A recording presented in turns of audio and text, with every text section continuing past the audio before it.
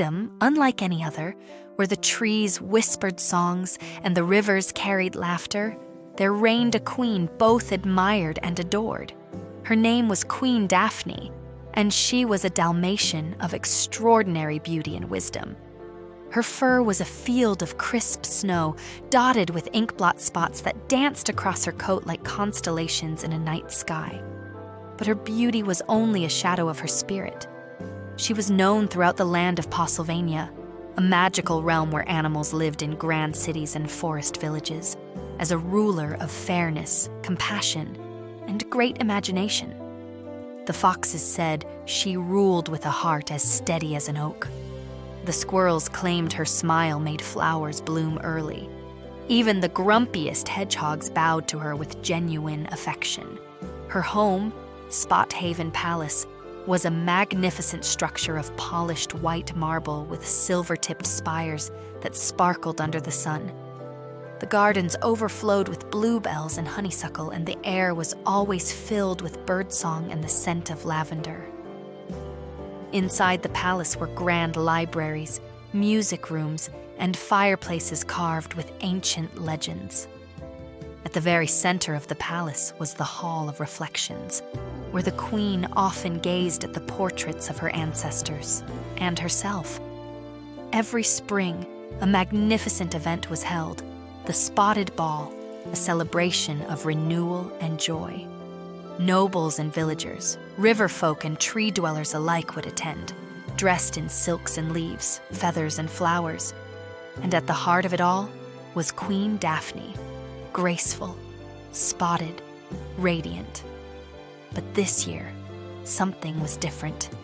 The morning sun peeked through stained glass windows, spilling dappled colors across Queen Daphne's bedchamber. She rose from her feather-soft bed and padded across the velvet rug to her mirror, humming a soft tune. As she looked into the mirror, something in her reflection caught her breath. She stepped closer. She blinked. Her paws trembled. Not a single spot remained.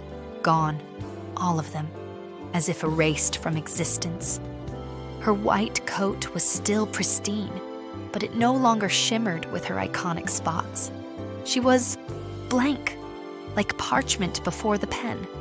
Plain, ordinary, unfamiliar. She touched her chest. What in the stars? Without waiting a moment longer, she summoned her trusted advisors. Sir Whiskers the cat, sleek and serious with a velvet cravat, arrived first. He arched an eyebrow and said, "Curious. Most curious indeed." Baroness Beatrice the badger came next, clutching her smelling salts and exclaiming, oh dear, this is unnatural." Professor Pufftail the owl fluttered in last, already flipping through enchanted scrolls and muttering incantations under his breath. Together, they examined her thoroughly, searching for explanations in science, magic, and prophecy. But all signs pointed to one thing. "This is a curse," Professor Pufftail announced gravely. "An enchantment of powerful and ancient design." "But who would curse me?" Daphne asked, her voice barely a whisper. None had an answer, and worse, no known spell could undo it. News spread quickly like fire across dry leaves. The queen had lost her spots. Some called it a tragedy, others a sign. The village children cried. The elders whispered in fearful tones. The spring ball was canceled. For the first time in 100 years, the skies over Pawsylvania grew dim. But Queen Daphne, though frightened and uncertain, did not let sorrow swallow her. She stood before her kingdom, with her head held high, and said, "My spots were not merely marks upon my fur. They were a part of me, a story I carried on my skin. If I must go to the edge of the world to reclaim them, I shall." She wrapped herself in a traveling cloak lined with moonstone buttons, fastened her silver crown beneath a hood, and set off with only a satchel, her compass, and her courage. Her first destination was the Forest of Forgotten Things, a peculiar place where all lost items eventually wandered. Buttons, mittens, echoes of lullabies. It was here she met a peculiar squirrel named Nibbins, with glasses too large for his tiny face and a tool belt of odd inventions. "I know what you seek," he chirped, handing her a compass with a cracked glass face. "This doesn't point north. It points to the thing your heart wants most." The compass spun wildly, then stopped, toward the Silver Mountains. "Thank you," Daphne said, and Nibbins offered a small salute. "Find your story, Your Majesty," he said. "Some tales vanish, others just hide." After days of perilous travel through snowdrifts and steep ridges, Queen Daphne reached the Peak of Echoes, a place where the wind repeated not only sound, but truth. She stood at the summit, howled into the sky, and waited. From the swirling clouds, a great silver wolf emerged, mist muzzle, spirit of memory and wind. "You come seeking your spots," the spirit said, eyes glinting like starlight. "I seek myself," Daphne replied. Mist Muzzle nodded. "Your spots were not painted by birth alone. They were made with each act of kindness, each choice of bravery, each step of your journey. They were your story, written in ink no longer visible." Daphne trembled. Why would they vanish? "Because someone," Mist Muzzle said solemnly, "gave your story away." Guided by the compass once more, Daphne descended the mountain and followed the wind to the caverns of the unspoken, a place no story dared to linger. There, curled around a great throne of quills and parchment, was Scrawl, the dragon of forgotten tales.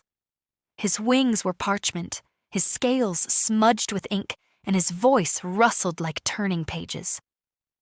"Your tale is here," he growled softly. "Traded in silence, offered by one who once loved you deeply." Who would do that? The dragon's golden eyes shimmered, not out of hate, but loneliness. The compass glowed warm, faint but sure, and pointed home. "Dottie," Daphne whispered. She returned to Spot Haven quietly, not as a queen, but as a sister. In the palace garden, beneath a weeping willow, she found Princess Dottie, her younger sibling, weeding flower beds alone. Her fur, too, was white, but unlike Daphne, Dottie had never had spots. "Dottie," Daphne said gently. The younger Dalmatian turned, startled, her eyes filled with tears. "I didn't mean to lose you," Dottie said. "But when you became queen, there was no room for me in your story anymore." "I didn't know I'd forgotten you," Daphne said. "But I did. And that is my greatest mistake." They sat together in silence, then laughter, then tears. They told stories of childhood mischief and secret tunnels, of pretend quests and shared dreams. With every word spoken, a new spot bloomed on Daphne's coat, not in the same places as before, but brighter, bolder, new stories, new truth. When the spotted ball was finally held again, the kingdom rejoiced. Queen Daphne stepped into the grand ballroom not only restored, but transformed. Her new spots gleamed like stars, each one a story told, a memory honored. But this time, she did not enter alone. She entered arm in arm with Princess Dottie, and together they danced the first dance. From that day forward, the spring ball began with a tale, not from the queen, but from anyone brave enough to tell one. A mouse could speak of courage, a beetle of invention, a child of dreams, because Queen Daphne had learned the most important truth of all.